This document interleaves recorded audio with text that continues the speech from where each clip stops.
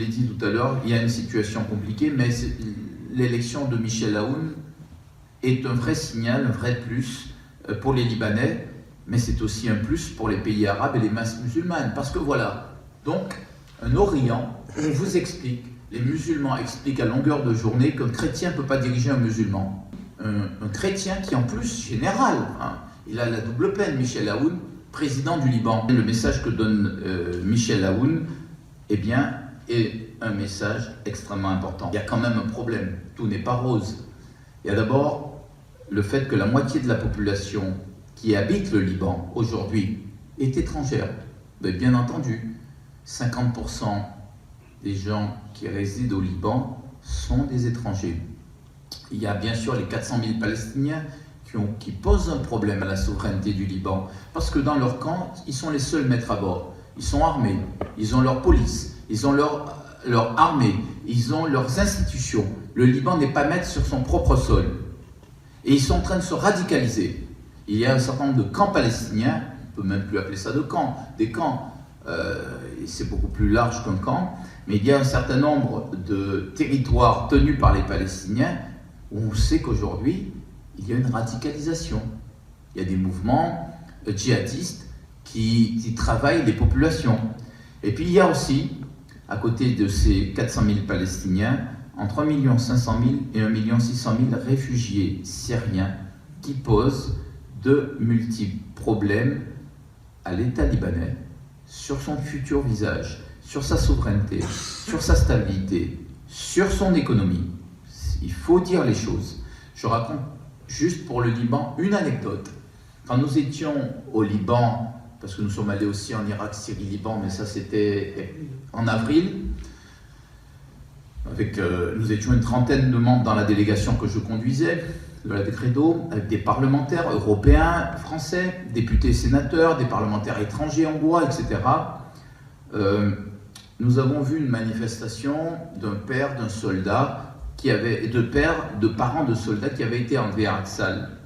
Qu'est-ce que c'est qu'Herzl?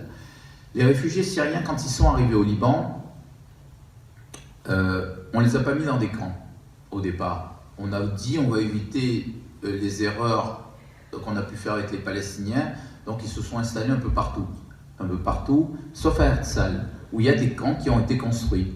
Donc des camps qui prennent des réfugiés syriens ont été construits à Herzl. Et lorsque Daesh et Al-Nosra, notamment, mais ils n'étaient pas les seuls, ont mené une offensive contre l'armée libanaise, de mémoire c'était en 2014, c'est ça, ils ont mené cette offensive contre l'armée libanaise, pendant que l'armée libanaise résistait et leur tenait tête, et bien dans le dos, vous avez je mets bien des guillemets, réfugiés syriens qui sont sortis des camps avec des armes et qui ont pris à revers l'armée libanaise. Des soldats libanais ont été tués. Certains ont été faits prisonniers, remis à Daesh, pour certains, et à Al-Nosra, c'est-à-dire une filiale d'Al-Qaïda. Ceux d'Al-Nosra ont été libérés grâce à l'intermédiation du Qatar.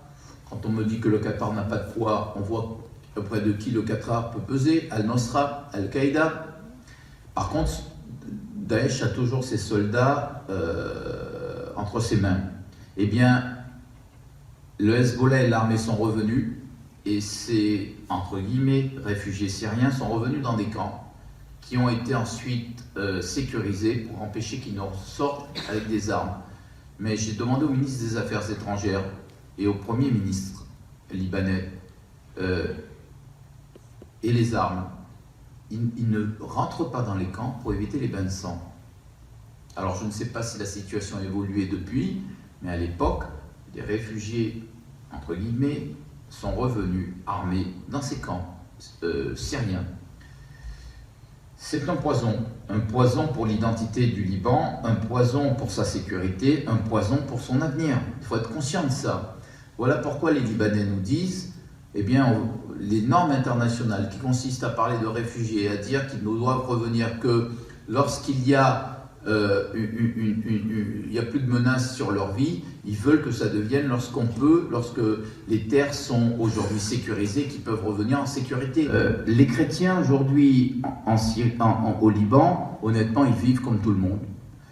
Contrairement à d'autres pays arabes, les chrétiens ne sont pas dans une situation d'être des citoyens de deuxième zone, se constituent des élites, vous voyez, politiques, ils ont des postes réservés. Je vous ai dit, le président de la République est maronite, le chef des armées, c'est pas rien. Vous imaginez le chef des armées, c'est-à-dire le type qui tient militairement le pays, ça peut être qu'un chrétien. C'est important ça. Et ainsi de suite. Donc il y a une répartition de pouvoir en cascade qui fait que les chrétiens aujourd'hui n'ont pas de problème en apparence, mais pourraient l'avoir parce qu'ils sont devenus une minorité.